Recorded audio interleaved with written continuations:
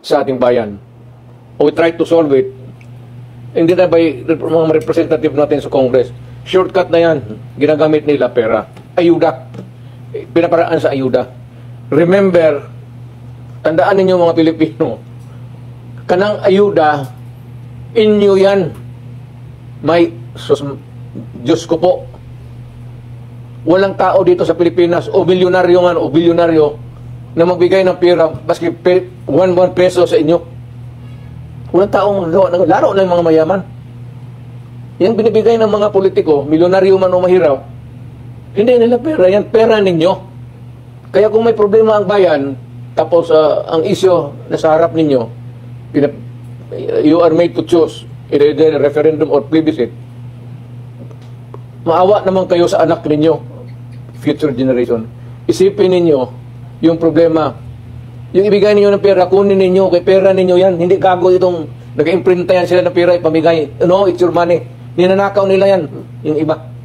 Yung iba naman, nagagaya ng Kongreso ngayon, parang naubos talaga ang pera ng Pilipinas. Parang tubig, gastos nila. Uncontrolled the use of money. Basta halos imprinta na lang, baski wala na yung value. Ano kasi natin, ang peso is, ang valuation niyan is, gaano kalaki ang negosyo mo. Kung gagawin ng negosyo mo sa store, yung pera mo na papel, piso o 5 pesos or something. Kung dito ka sa mataas, 10 pesos, 50, 100. Kung dito ka naman sa taas, 1,000. Ganun yan. Ganun ang ekonomiya.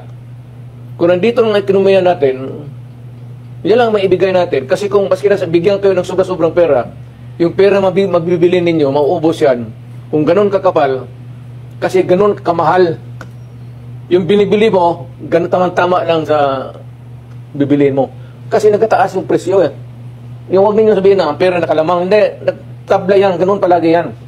Hindi pwede yung Carne Norte, bababa lang, tapos tataas yung pera mo na bibili. Ang Carne Norte, habol yan pati sardinas. Ganun ang laro dyan. Kaya kunin mo yung pera, gastusin ninyo, huwag kayong mahiya, huwag kayong tao na mag-guilty. Hindi karapat-dapat, pera ninyo yan. Walang tao dito sa Pilipinas na gago na bibigay ng pera sa sarili. Pera, ayuda. Huwag ninyong, huwag kayong magkaroutang na loob. Pera ninyo yan. Nilalaro lang tayo. Tangkapin ninyo yan, pera ninyo. Sabihin ninyo, dagdagan pa ninyo. Kasi yung pagod namin pagka-Pilipino, kulang ito. Ika'y nagtatrabaho, laborer ka, nagkukontribute ka sa ekonomiya ng Davao. Mga building, someday yung ginamasa mo ng simento, maging building yan. You improve the economy kasi yung mga building yan may mga kwarto-kwarto. So marami magpasok na kailangan ng mga kwarto-kwarto, negosyo. Magtayo sila ng mga building ito, kailangan nila ng mga...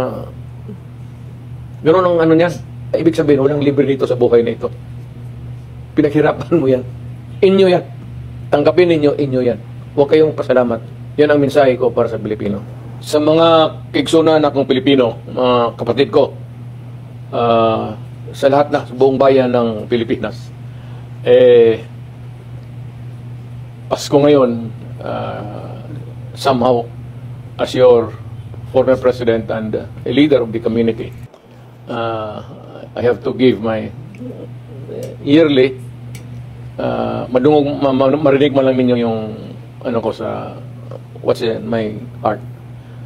Ang ano ko lang isa na sana maawa ang Diyos at yung ekonomiya natin ay hindi bababa, medyo umaakyat, for us to have the opportunity for lahat na gainful employment for everybody and enough money circulation to help others to maintain a little enterprise or business and makahanap buhay ng mga sariling kanilang mga negosyo at maliit na or whatever is there. Basta something that is gainfully employed para makatulong sa buhay. So in the spirit of Christmas, I am giving this message with the hope that everybody is comfortable now, at least a little bit. Mas improvements of yesterday. At sana magpatuloy ang law and order na ngayon. Hindi masyado magulo ang bayan natin. at yung peace in the community at the very least will be maintained. So allow me to greet everybody, every Filipino, to greet you Merry Christmas and a Happy New Year. At sana itong susunod na taon ay would be better than what we have previously in the last year sa buhay natin.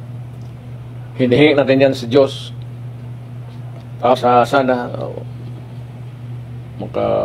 marinig naman tayo yung pleadings natin for peace and security for our country, and the prayer, the pleadings that the business sector will improve and everybody, I said, gainfully employed in the year that would come ahead of us. With that, it's my fervent hope that you will have a good year sa ating buhay sa Pilipino natin. Again, Merry Christmas and a Happy New Year.